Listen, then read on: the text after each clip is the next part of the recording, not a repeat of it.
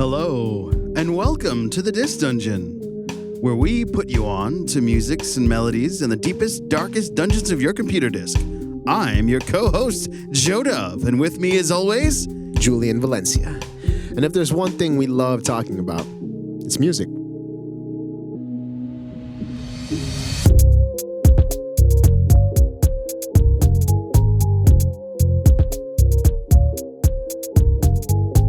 Hey, welcome back to the Disc Dungeon.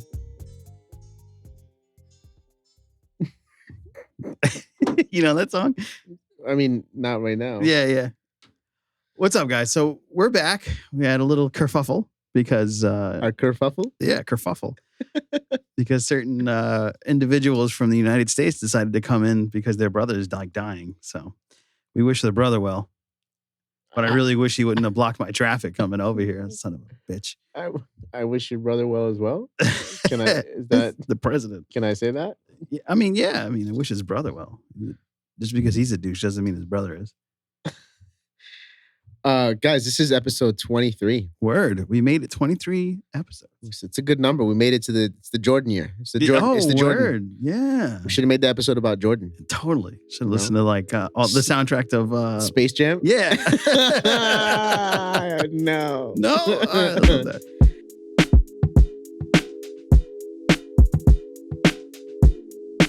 Guys, so we have an interesting show in terms of what we put each other onto. Yeah. I put you on to Aha Shake Heartbreak by the Kings of Leon. You put me on to Raleigh Ritchie, an album called, you actually put me on to, what's the name of the album? Are You Man Enough? Yes, On Your Man Enough. Are You Man Enough, Boy? You're right. I ended up listening to Are You Man Enough, Boy, and to his latest album that just came out this year, Andy, as well. Andy's a dope album. And it's just interesting how these two bands are kind of like at same places at different times, you know? Mm-hmm. Kings of Leon dropped that album already that put them where they are and made them Kings of Leon. And Raleigh Ritchie is rallying. He's coming up. You know what I mean? His based on what I heard today, I'm really liking what I'm hearing, to be honest with you. Yeah. So Kings of Leon, what an album that was, because it was so like sexy, because it had so much of that country blues in it. Louisiana famous, like Louisiana hot chicken. Like I just enjoyed it. There was one song that like got at me that I just like ended up listening to a whole Spotify list of them. And I bounced around. So it's kind of interesting that you said, I ended up listening to their whole first album, because I ended up listening to more of their albums too. Yeah. So for me, Kings of Leon was something I didn't seek, because they had that hot hit song, Sex on Fire, and super famous, just like Justin Timberlake. I said, okay, this song is a little bit played. I loved it at first. I was like, holy shit, is that Steve Winwood? Steve Winwood's back? And I'm like, do you know who Steve Winwood is? Nope. God damn it, Julian. You're so young. You're so fresh. So Steve Winwood was a big 80s, I would say, like, he was part of a band called, and he had an album called John Barleycorn Must Die. And it's called Traffic, the name of the band. The Low Spark of High-Heeled Boys and Empty Pages are some of the best songs that I've ever listened to in my early youth and first listen of Steve Winwood. But he's famous for that song, Back in the High Life. Back in the High Life. All right, son, fuck that. But Steve Winwood's voice and the lead singer of Kings of Leon, they have very similar acoustic sound. I don't know if that's stiletto or outro or anything like that, but they have very similar tunes in their voice. And I really think you should take a listen to Steve Winwood at your leisure. Steve Winwood? Yeah, it's not what I'm putting you on to. Gotcha. But I definitely think that I'll probably put you on to him in the future, because I just love his work. He like Kings of Leon, they have, it's definitely a rock genre, but they have those blues elements and that southern drawl that kind of gives you this feeling of it could go into a country flow if it needed to. Even the slow song on this album, the Same Old Blues, was kind of like a nod to country, which I really enjoyed, even though I don't really like country. Sorry. Is it okay to say that? It's okay, but certain listeners that are pontificating our stream totally love country, and they're probably going to be like, you know what? F you and your country hating ass. We're not listening to the podcast anymore. All our country fans, 6 of them said, you know what? Fuck you. But Kings of Leon's albums, like I said, I avoided. Then you put me onto this, and I'm like, you know what? I want to give some of them another chance. And I'm glad I did, because the album, it's kind of looks like it's got a phoenix on it with a red cross. Let's see. Oh, you're talking about a different album? Yeah, I'm talking about a different album. Okay.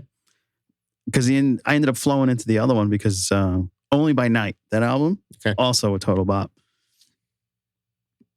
Especially the lead song, Only by Night. So I definitely recommend other folks take a listen to that too. I am just, if you're wondering why I'm like stumbling, it's because I'm literally sharing the stream with the interwebs, and I am also sharing it with Mom. So she's aware that we have the stream going. Hi, Mom. Hey. So. Yeah, so you put me on to Raleigh Ritchie.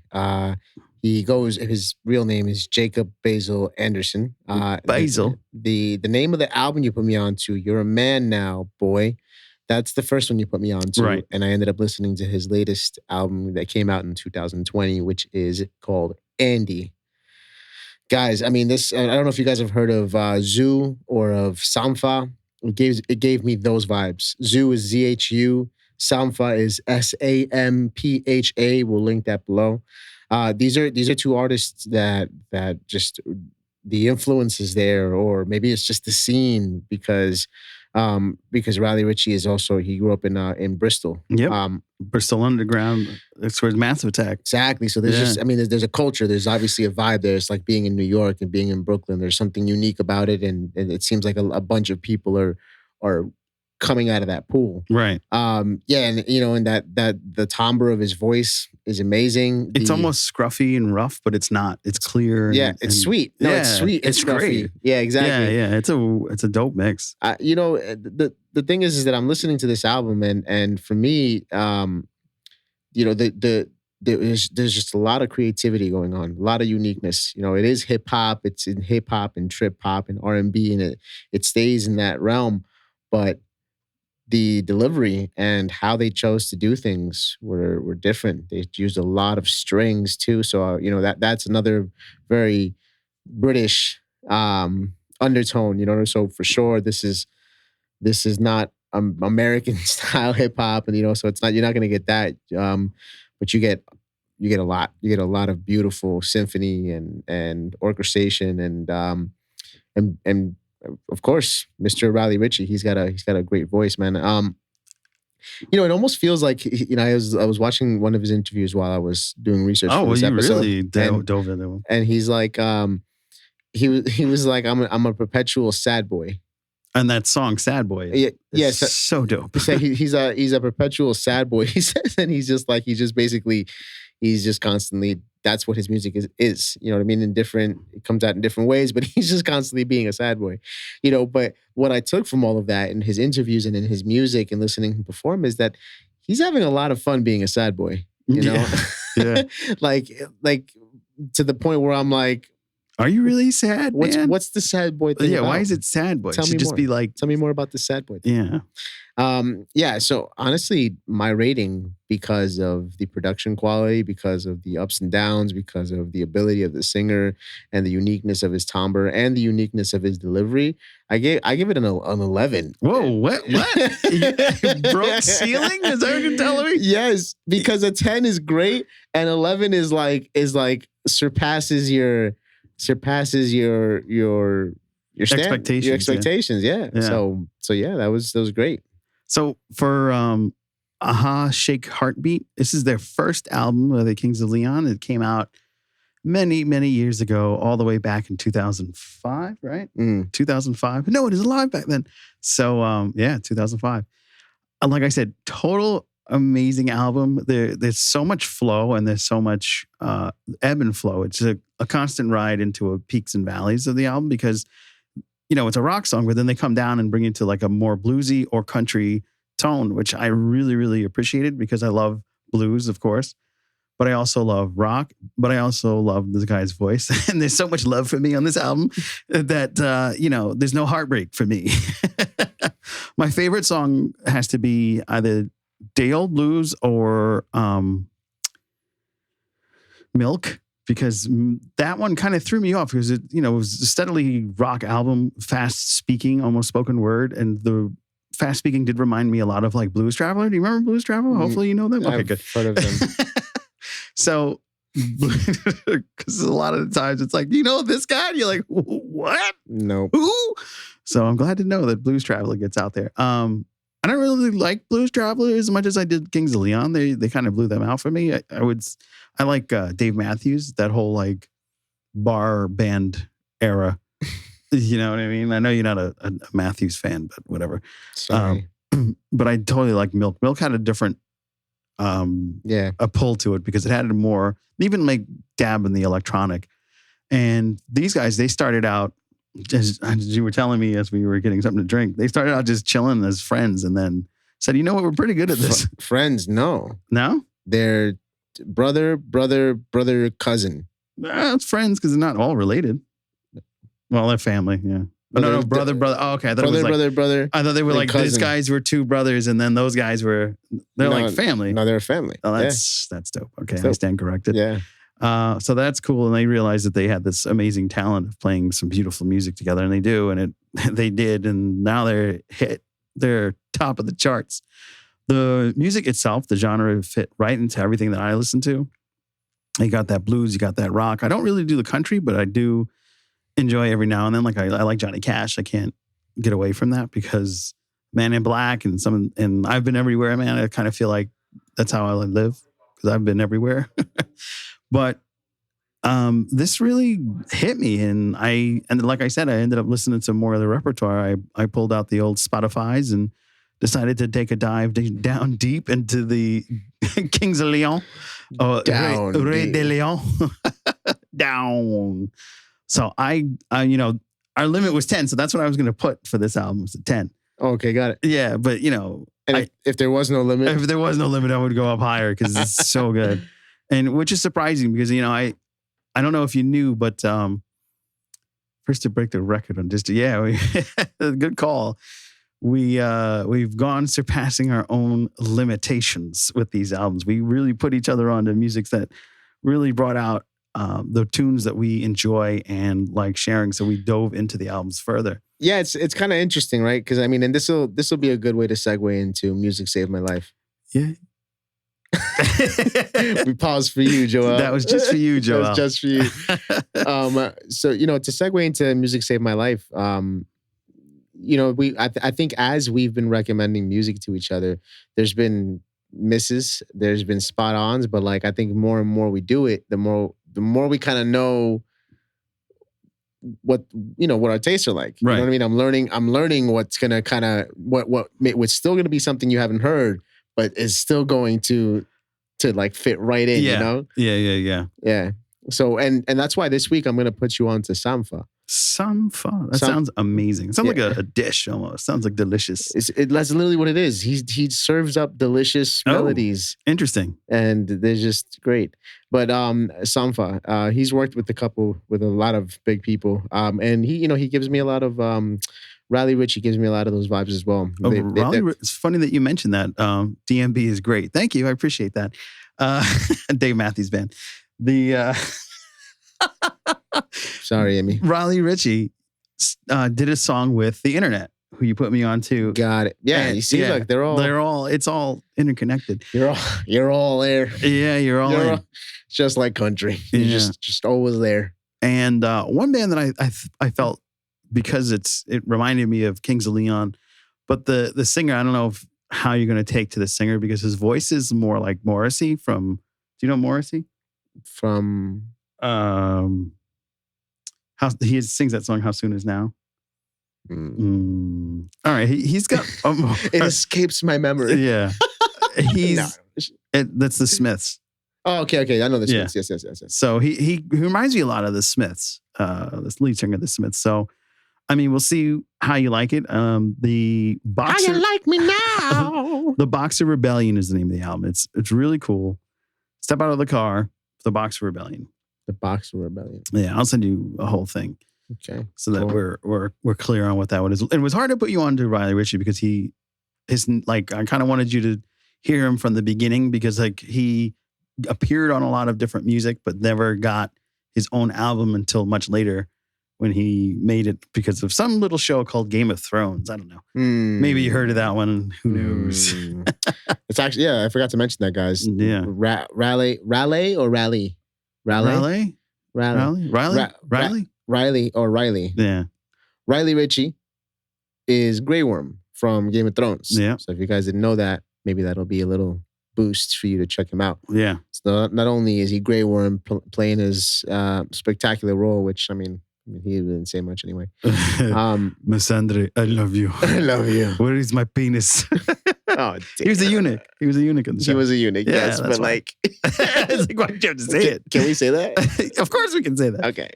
Oh my God. And we have the explicit rule. But yeah, anyways, he's dope. He's definitely he's multi-talented. And it, that's kind of like the question that I propose for Music Saved My Life is, what has the success meant for Kings of Leon and Raleigh Ritchie in terms of how have they dealt with it? What has it brought for them, good and bad?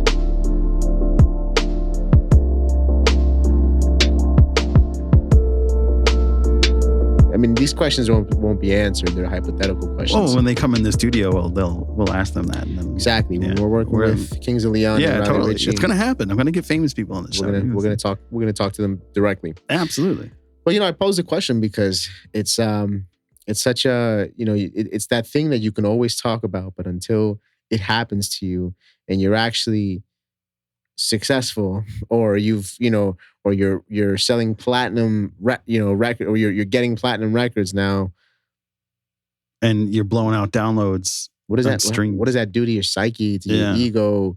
It's just crazy, man. You hear so many stories of every way. Kind of, some people just are born with it. Some people can't handle it. Some people are they're kind of like an AA all the time, just trying to keep it together.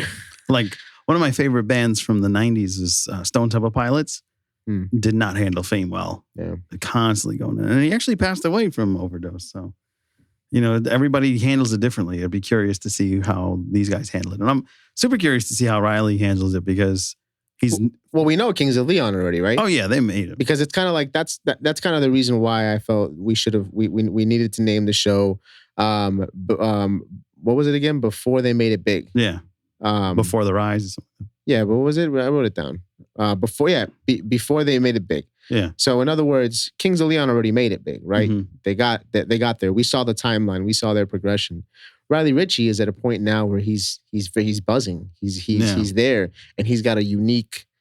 That's why I gave it an 11, because he's got something unique to offer. We're not talking about just a good every other day thing. This is something that's kind of pushing boundaries a little bit. In terms of what it's doing. So yeah, I especially love the fact that he's got such an amalgamation of different sounds in his work that it really touches everything that you possibly, especially for me anyway, everything that I really like. I love what these guys in Bristol have done, especially, Massive Attack. But then I feel like he's taken it to the next step, because I remember when Massive Attack first came out, they had a very soulful album and they grew into that, which was more of a trip hop and very dark and cinematic. Whereas Riley, though he's from the cinema world, because he started out in film and then came on into the music scene. His tunes are more soulful now. I feel like they connect with the audience more differently. Got it. Yeah. Yeah. That's another interesting question. How an artist's fan base changes during the course of his career too. Riley Ritchie has some fans, let's say right now, some demographic, some message that is being heard by some people. And then 2-3 years from now, he's going to drop another album, and it's going to be completely different. And if if it follows up like this one, His the second album that you listened to. Yeah, I mean, and he blows up. He's gonna be like, oh, he did other stuff, you know? Yeah, exactly. Yeah. Because he seems like the artist who's not just going to keep doing the same type of music. He seems like he's going to evolve into other things. But obviously, the tonality of his voice and his approach is always going to kind of be the thing that stitches it to his style. Yeah. Yeah, guys. I mean, this will be the segue into Behind the Beat.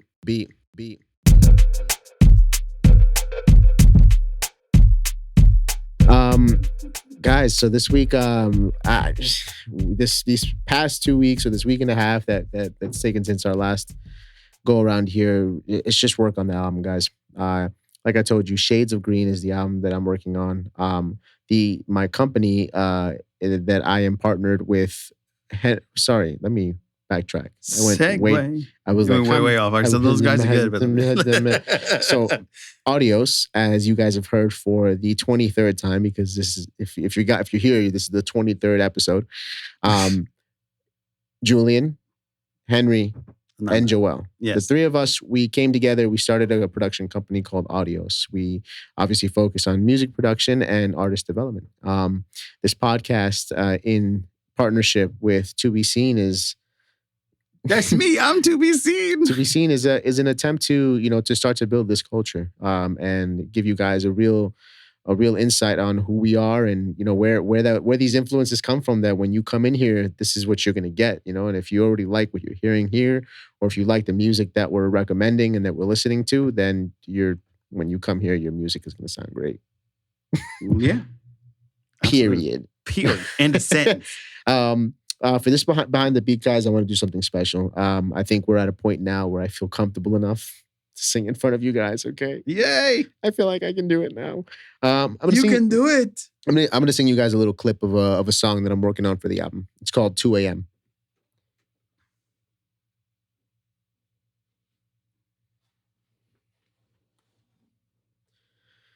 And it goes something like this. You want to hear? Here go. 2 a.m. Scrolling through my phone again. High on adrenaline. Doped up on your melanin, girl.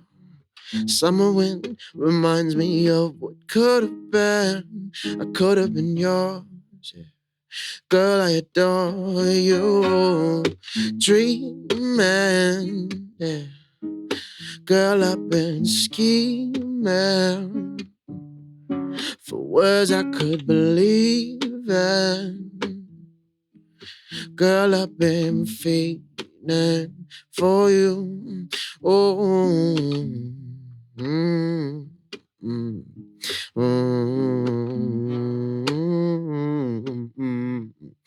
yeah, yeah. Oh,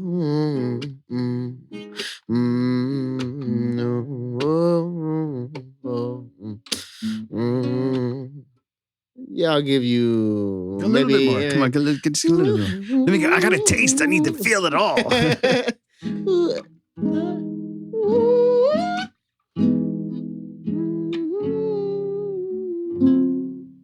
All right.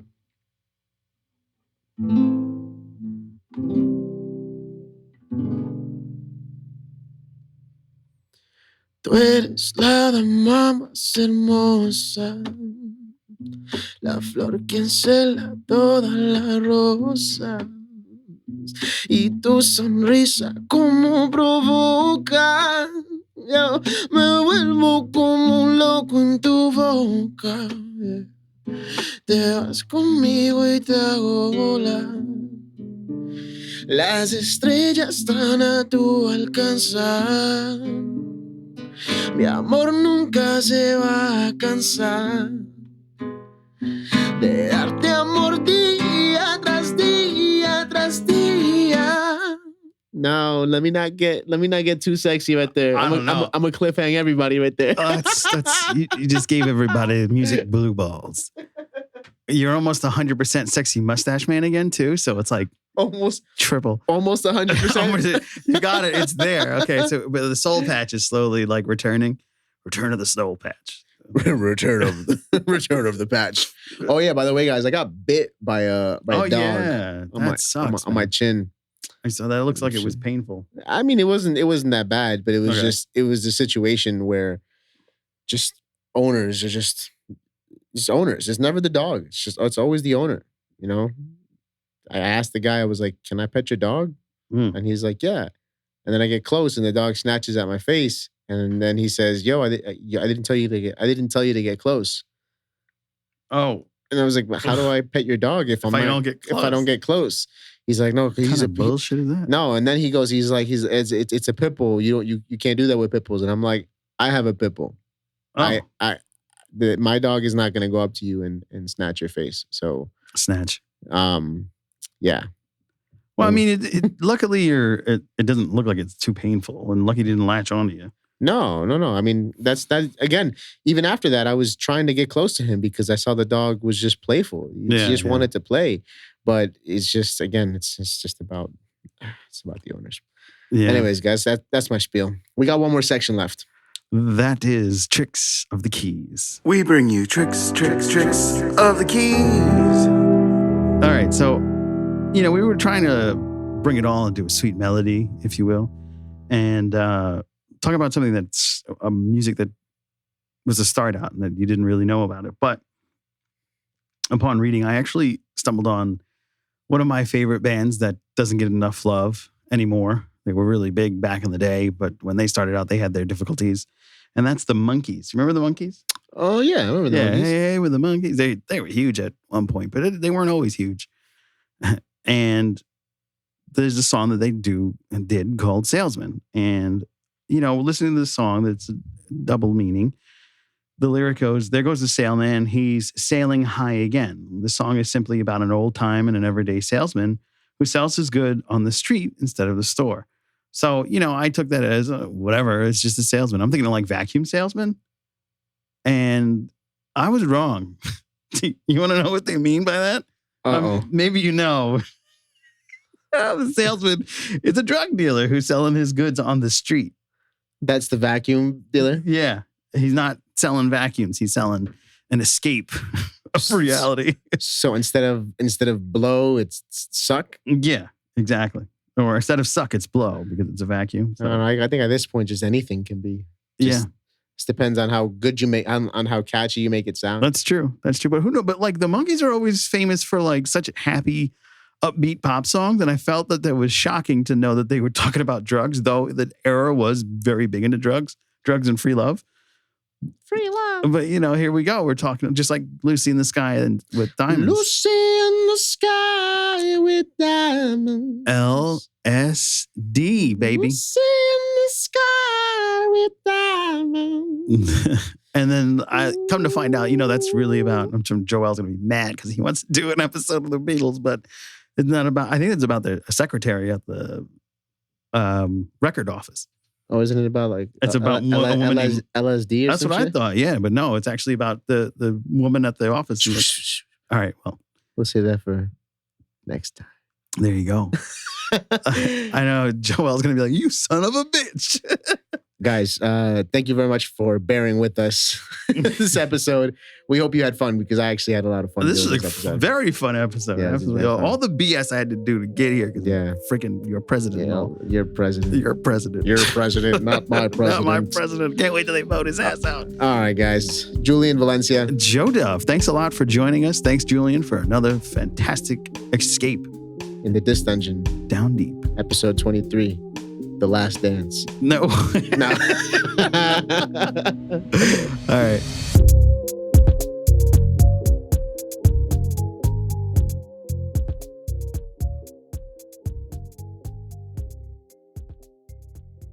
We gotta take the picture.